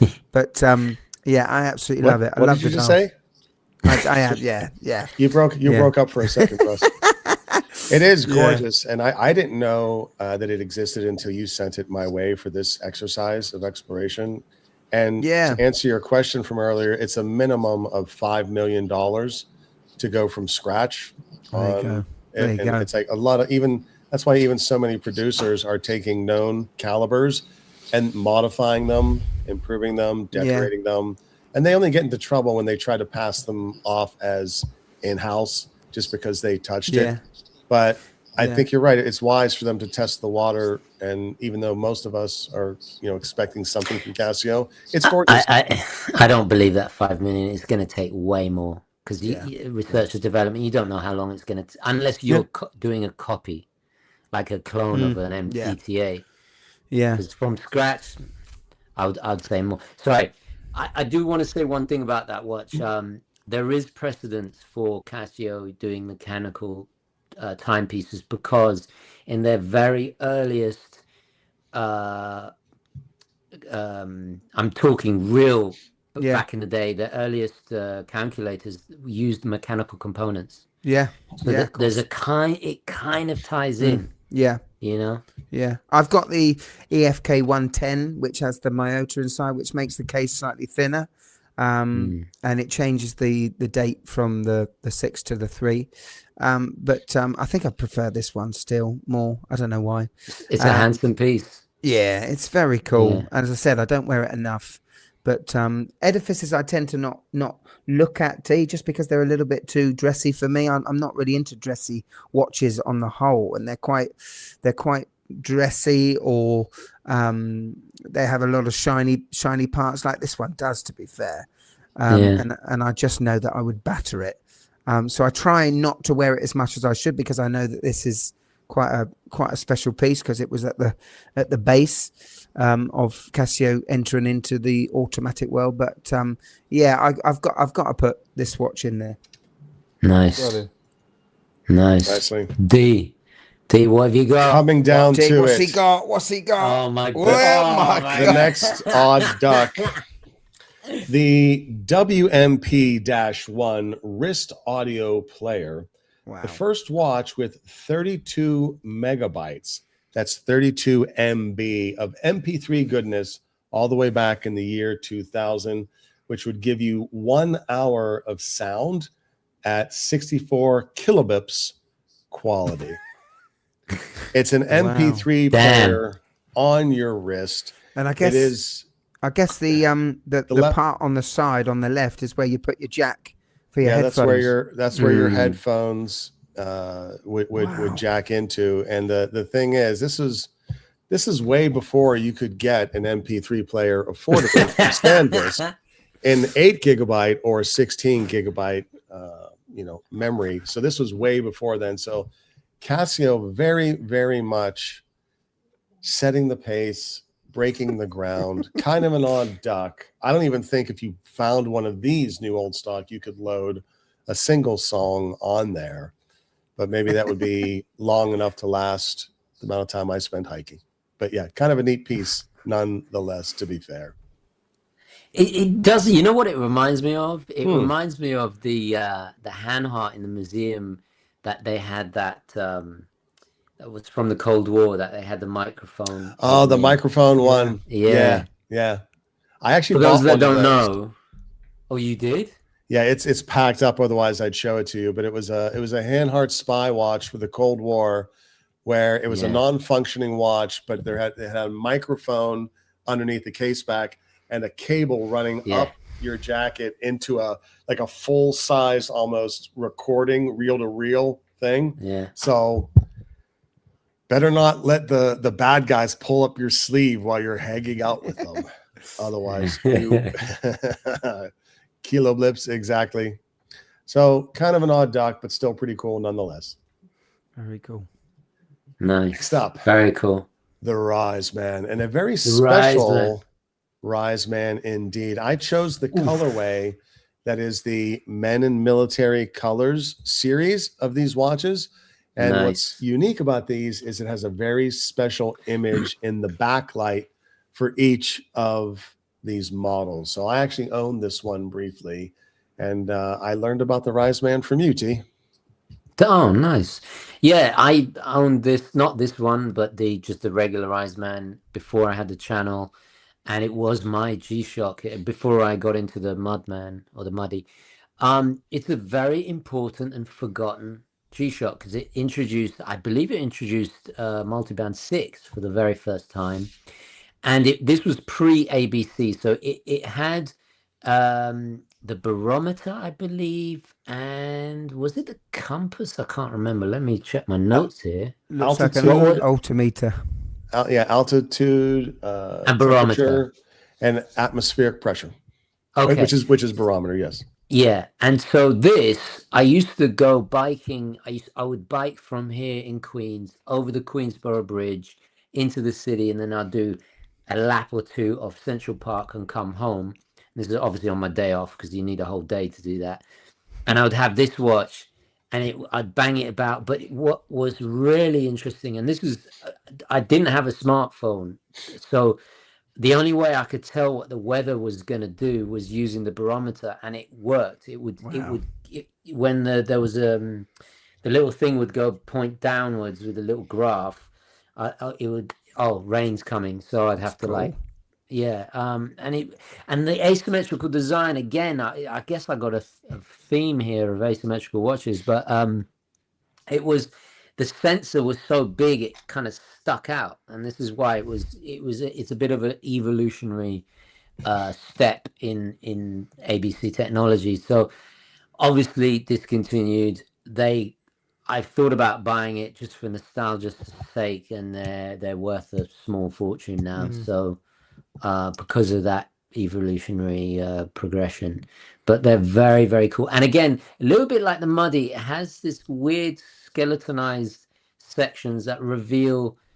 It makes me think of the Terminator. You know, when his face is all shut up and you can see the skeleton, the metal, what do they call it, exoskeleton beneath. Kind of that has that sci-fi thing which is going on, which I just thought was it's so 90s, so of its period. I love that watch. I really do. Very cool. Cool. Anyway. Any experience with this one, Russ, in your sector? No, I've never been able to get one. I know of it, but it's a cool looking G. Very cool. And small too. It was not big. This got replaced by the very first Rangeman, and that was full ABC. Yeah, and that was huge. And that's actually when I started my channel. It was one of my first G-Shock videos, and I've got the Rangeman. Yes, that one. Yeah. Oh, I got the big guy. Watch, but damn, it's too big for me. It is big. It is big. Yeah, yeah. It's very Very cool. cool Though. watch. Good looking piece. Yeah, I as a curiosity, I looked this watch up before the show. Yeah, it's north of 900, 1200. What? Yeah. Well, this particular variant, which is even more unique, to be fair. Good looking watch. Damn. It's All right, Russ. So yeah, You got the blues. Dee's put on this blue color that I have never seen before. But basically, I've had a DW 5700 in my collection for a long, long time. It's actually, I think it came out in 1987, and I think it was the first round G-Shock they made. Obviously, we have a square display, but they were definitely starting to dabble a little bit. It wasn't until I saw this watch, the 5700, on Dustin from Stranger Things. He was wearing it. It was Stranger Things. I think season 5 was set in 1987, and it made sense because it came out then. So he was wearing it. He's very geeky. He'd be into the new sort of geeky gadgetry stuff. But then I got into 5700s again, and then I went on Discovery Japan. And there's another watch that they're keeping from us, you know. But it is this one, yes. So the GWX, sorry, mate. The GWX 5700. This one I absolutely love. It's on the G-Lide catalog, just because it's marketed towards surfer dudes. Has the moon phase and the tide graph, but I absolutely love just the white text. I love the black resin, and I love the slightly more, whereas the case and the strap is very industrial and there's a lot of resin going on inside. It's quite detailed. I quite liked that. This one has an electroluminescent backlight. I absolutely love it. It's cool. I absolutely love it. This one they call the Sting. The Sting. The Sting, because Sting was very much. I don't know if it was this colorway, but he was the one to wear it initially. Oh, really? And, yeah. So to catch TGV up, you went dark. You went dark for a moment. I don't know what happened there. I'm so sorry. And then when the camera came back on, it was pointed at your nethers. So that's why I removed you from the stage for a minute. You. So please don't feel that he's disdain. I had to remove your nethers, mate. Right. But yeah, I'm so sorry. I totally missed that. Anyway, that's completely all good. right. Why is there a camera on? It's just because you were stood up. You were stood up, T. That's all. Yeah. Maybe. Okay. Yeah. Anyways, back to Hanhart. The new Hanhart is beautiful. Shout out to Jason Akers Music. He's trying to get one, but may have missed it. If he can get one, he's going to have it because he's got the black and blue already. So, yes, Jason, I don't know where you're located, but by all means. Damn, he's got the black and the blue. He's got the black and the blue. Keep trying, mate, because it's. I was able to get mine on order, but keep fighting and keep fighting. Yeah, keep fighting. Jason is hardcore preventive guy. Yeah. Does he have the purple though? That's the question. That is. Oh yeah. Yeah, that's true. No, so Purple indeed. Rain. Yeah. These nuts. Oh gosh, funny. Good times being had by all, especially by God, what the hell is that? The WQV-10 wrist camera, the very first wristwatch equipped with a digital camera in the year of 2001. Also had digital zoom and a color display to see what you're running around the world shooting. So kind of funny. That's so cool. Did either of you own this big beauty? I've had one that had a black and white display, never a color display. I actually have the reference that Paul McCartney has. He had one of his albums. I can't remember what it's called, but one of his albums is a picture of him taking, I think, as a reflection of the mirror, using his Casio camera watch, and that's the cover of the album. I can't remember what it's called, but damn, it's him holding up his hand, I think. But yeah. I need to see that. That's kind of cool. Yeah, I kind of want to It's check very that out. pixelated, if Yeah. I can remember. Yeah, I would imagine so, right? But 'Cause very this is- cool. Well, you know why he Yeah. can get away with that, right? Oh yeah, it doesn't matter what. Because he's the big daddy. You know who Yeah. also is the big daddy? Countycom.com. Because they have Big Daddy Mystery Packs, the summer edition, where they send you a bunch of stuff in a bag, all related to EDC this go around. And while you might be paying you're going to get 5 times the value of what you're paying, 5 times 3. So 3 to 5 times the value of what you're paying, and all sorts of wonderful, beautiful EDC gear available at countycom.com. Oh, you know what? Oh, we've got word from Jason. Stand by. He's still looking for the purple one. I think the purple one was limited, and that's why it was tougher to get, unless I'm mistaken. Yeah, T, was the purple one limited? I'm pretty sure it was. Yeah. Yeah. Good times, good stuff. All right. Next up is indeed a watch. The best, the greatest is this one. So many commentators have been wondering if this one was going to show up. Of course it's going to show up. T. There it is. And this is the strap from the calculator. Yeah. So I love this combination because it's breathable. Yeah. And it's just elevates the whole watch. The strap it comes on is fine, but yeah, let me address the stockpiling. Yes, please. Allegations, shall we? I stockpiling it because I love this watch, firstly, obviously, but also I want to make sure it's serviceable. I stockpiled the gaskets, I stockpiled different versions, the case, all of that good stuff. It has been discontinued, and I found, and this is a theme a lot with the Casios, and I don't know if Russell finds this, that when they're discontinued, I start wearing them less because I start babying them, which is utterly ridiculous in itself. Yeah. But there's another aspect, is that I don't want to wear them and make other people increase the desire because of things that they eventually can't have, and therefore become disappointed. That's very kind. I've realized that one of the big things I loved about this watch, and actually the MRW, is that I love the fact that they're affordable and other people can buy them, and we can all share in that pleasure, in the enjoyment. Yeah. And when something is discontinued and it becomes difficult to get, and paying hundreds of dollars for these, it's ridiculous, because at the end of the day, this was, I want them to experience everything that I experienced, because this is un capolavoro, a masterpiece of design.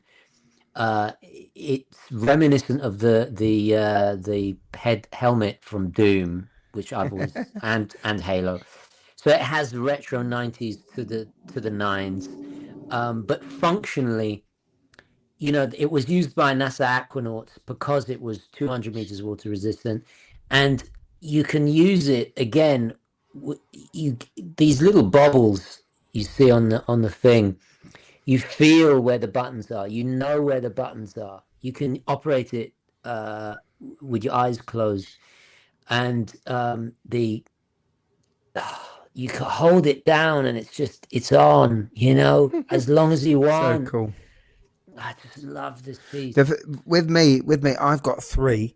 I've got 3 of them, and unfortunately for me, all 3 have had the text somewhat either gone, come away. The green on the outside is rubbed away. I'm so annoyed with myself that because I wanted to wear a new watch, that I wore it.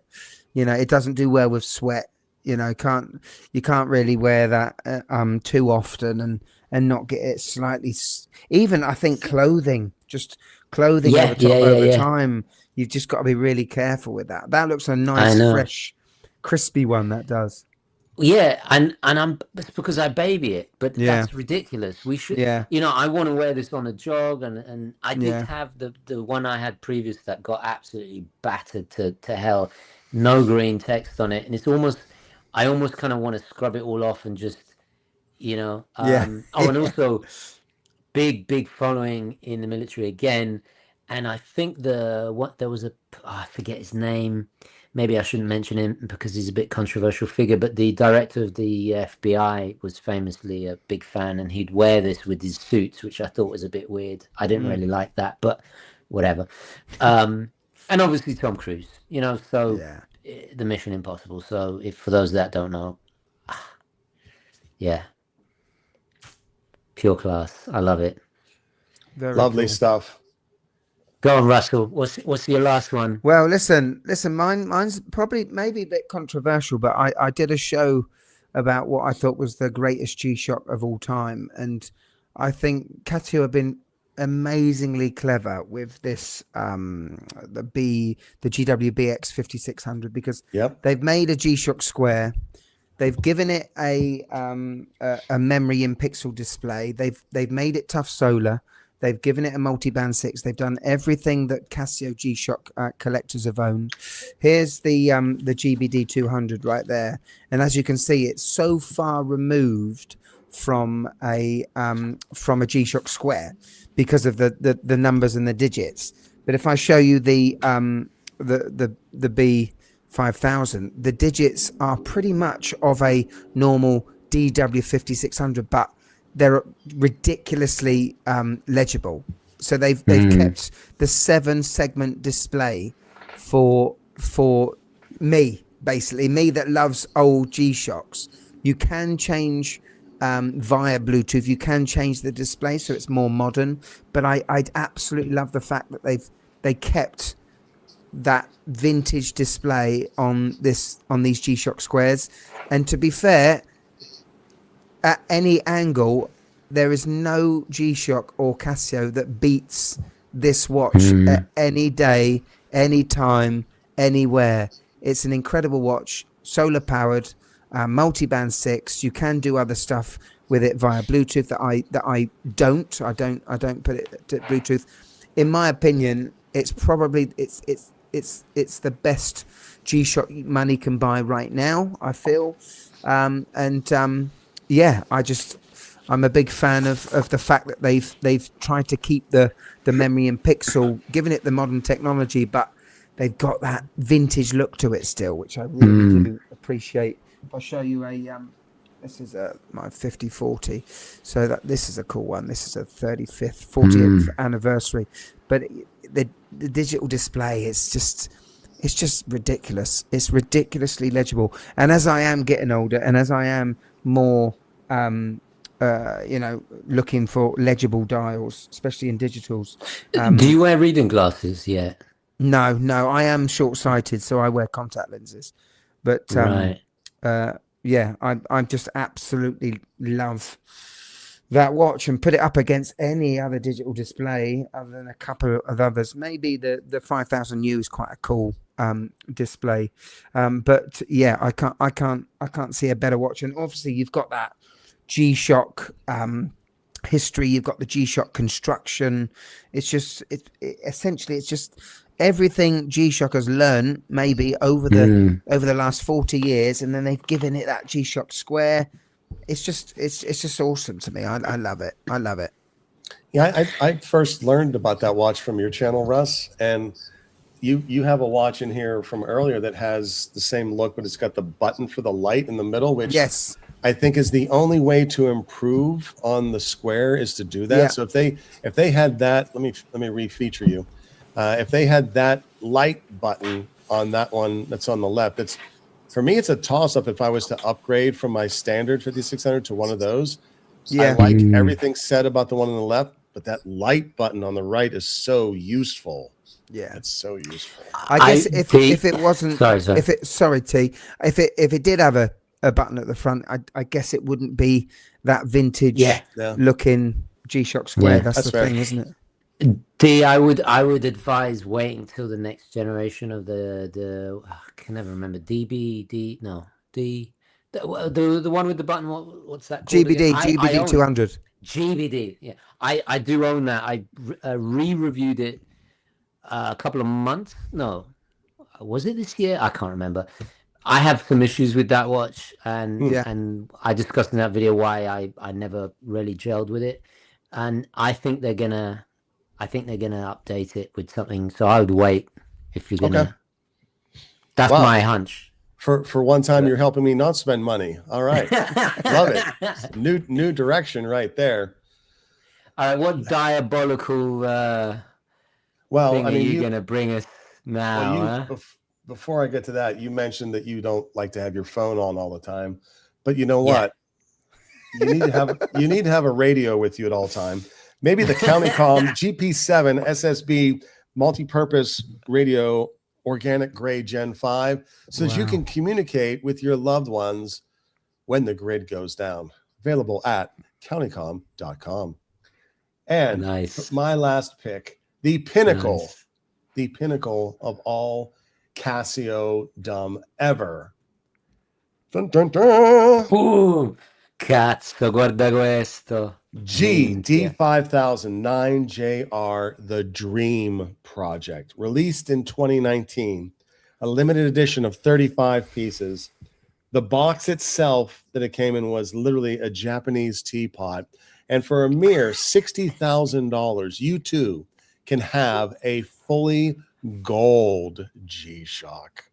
My goodness gracious. Well, listen, I have the gold one of this, obviously not the real gold.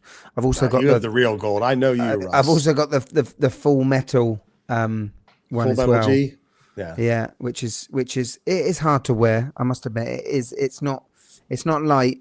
God knows how heavy that gold G-Shock would have been. Crikey, I mean, that's ridiculous. But what a way to finish, T, eh? What a way to finish. What a watch. Look at that. That you could slip across the border and nobody would bat an eyelid. They wouldn't know you're transporting that much gold. No. That's crazy. That's nuts. It is ostentatious. There's only 35. If you can find them pre-owned, they're cruising north of 75, 80 now, which is surely 34, because Kiko Ibe surely has one. Surely. He has the platinum one. Right? Yes, yeah. Actually, platinum would be even more stealth because it would look a bit like still. I have to say though, what I do like about this is that it kind of cancels out the whole point of a G-Shock. Yes, the irony. Well, listen, what I call these G-Shocks, they're paradox G-Shocks. So this has been engineered differently to a normal G-Shock square, but the amount of engineering that has gone into this to make sure that if it does take a bang, it's engineered. There are little pockets in this stainless steel case to distribute the shock, but it's so nice and blingy and polishy. You're never gonna put it in a situation where you're ever gonna bang it. So it's one of them. It's one of those watches that it can take a bang, but you're never gonna put it in a situation where you're ever gonna see it being banged. So yeah, totally. I mean, that gold one, all you have to do is bite it. Yeah. That's true. I have one more as extra credit for you guys, just because I found it funny. That Casio once made a Reverso. It was called the Flip Top, and it was marketed that if you wanna look cool but also do your accounting, get you a Flip Top. Nice. Yeah. And with that has been your top 10 Casio watches. But let us not forget the other belle of the ball, the Hanhart Preventer 36mm Mad Watch Collector collab is out there. Still get it if you can, because gosh, why not? Gorgeous green. It's gonna go. I'm sure by the time this show's ended, it's already gone. We've also here, D and T. We have got to give some honourable mentions, because obviously I didn't pick obvious ones. These are my ones. Obviously, we got the Royale, crikey, the AE 1200, haven't we? We got that. We got the Duro, but obviously you're speaking with three guys that don't have big wrists, so that's probably why that's not there. There are plenty. I mean, just in the chat, there's so many people talking about different references. But, Yeah. You know, I mean, I sent my list to you, D, and I've questioned it ever since. But you've got to just put it down. You just got to put your list down, and I'm pretty chuffed with it. Yeah, I think you guys brought in some ones I haven't ever seen before, and certainly some of the great ones. But with us wrapping up this portion of the video, T, you had some fun Q&A for Russ. Yeah. Okay. I'm gonna step off of stage for a moment. I'll continue managing the commentary while you pepper our good friend. Oh, we have a couple. I have one super chat I didn't get to feature. Apologies, Ray. G-Shock AMW 500D.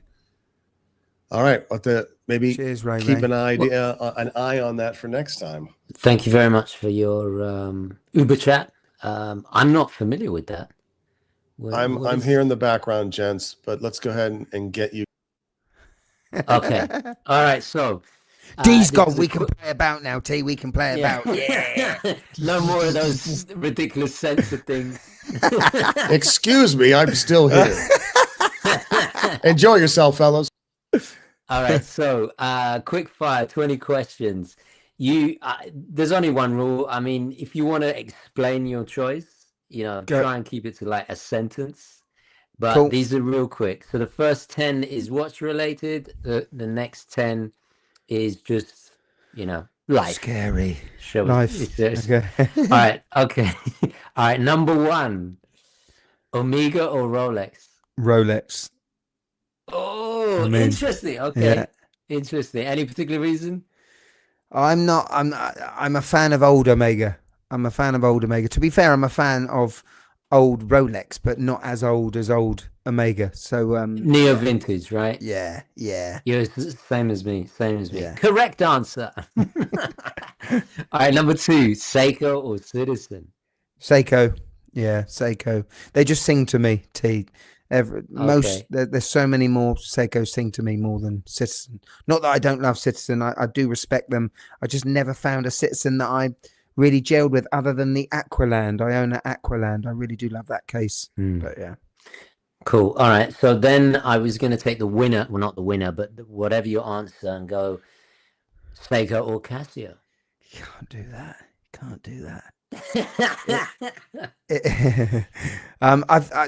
I guess when I started the watch, properly getting into watches, it was Seiko. So I think Seiko are my favorite watch brand. I think Casio are bigger than a brand to me. I think they sum up my childhood. So I think for watch enthusiasm, for get a watch journey, I think Seiko for me. Okay. G-Shock or Casio?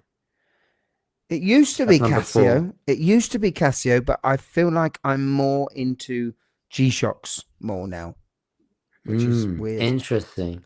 All right. Number 5, analog or digital? Digital. Really? Interesting. Well, if you're talking about Casio, I'm just talking about watches. Oh, no. Well, oh, Christ, but that's difficult, isn't it? That's a hard one, isn't it? That's a hard one. I mean, we've just been talking about some amazing watches. Your knee-jerk reaction was digital. I'm going with that. Okay, do it. Right. Number 6, pilot watches or diver watches? Divers. Yeah, that's pretty easy, right? All right, Number 7, Explorer or Submariner? I would probably say Explorer. Okay, fair enough. Number 8, rubber or NATO straps? Rubber. Interesting. Rubber. And I would presume because of the Casios. Right? There's nothing, because you got it on your wrist. There's nothing better than a good, well-made tropic strap. I mean, well, yeah. Oh, sorry, the other one. Yeah. I took it off. But yeah, I'd go rubber. Yeah, I was tropic strap business. Okay, number 9, Speedmaster or Navitimer? Speedmaster. Yeah, I had a feeling you were gonna. Yeah. I watched a video once of Mark doing a tutorial of how to use the bezel. Yeah, I turned it off halfway through. I said, see you later. All right, so based on that answer, number 10, 417 ES or Speedmaster? Oh, so that's so Come on. difficult, isn't it? That's so difficult. I've never owned a Speedmaster, so I have got to say the Hanhart. Really? Okay. Yeah, I've never Yeah, yeah. owned one. Yeah. I'm with you. I'm with you. I don't care who knows it. I'm with you. 417 ES all day long. All right. Now we're on to life stuff, right? Number 11, Michael Jackson or Prince? Jackson. Yeah, Michael Jackson. Really? Yeah. Interesting. Yeah. Okay. 12. Actually, any particular reason? I write songs. I still write songs. I'm a rhythm guitarist. I don't do fancy guitar work or piano work. So my melody comes from my voice, and that's how Michael Jackson made pretty much all of his music. And I absolutely appreciate that. And yeah, pretty special. Makes pretty sense. Special. That's a really cool answer.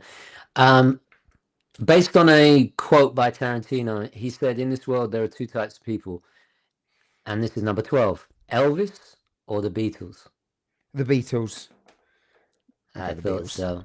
Yeah, because you mentioned Paul McCartney earlier. Yeah, so Macca. Yeah, he's one of the reasons why I wrote in the first place. Nice. Number 13, tea or coffee? Coffee fan. Interesting. Okay. Yeah. All right. No PG tips. No, the wife likes a good old Earl Grey now and then, but no, I like a coffee. Nice. Number 14, pizza, and I'm talking about good pizza. Okay. All right. Or fish and chips. Pizza. Yeah, I'll do pizza. Yeah. Really? Okay. Yeah. Okay. Yeah. Right. 15, Super Mario or Sonic? That's very hard. That is, because one of my fondest memories is unwrapping a Sega Mega Drive.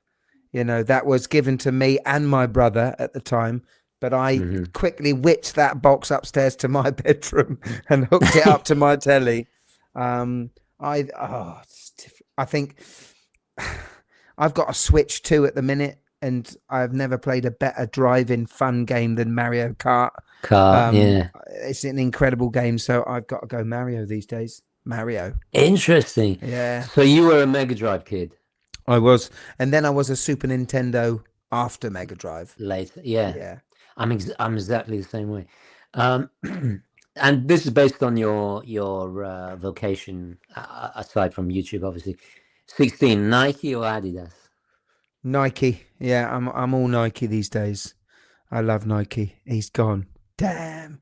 Sprezzatura. Welcome back to the channel, D. Oh, thanks, Russ.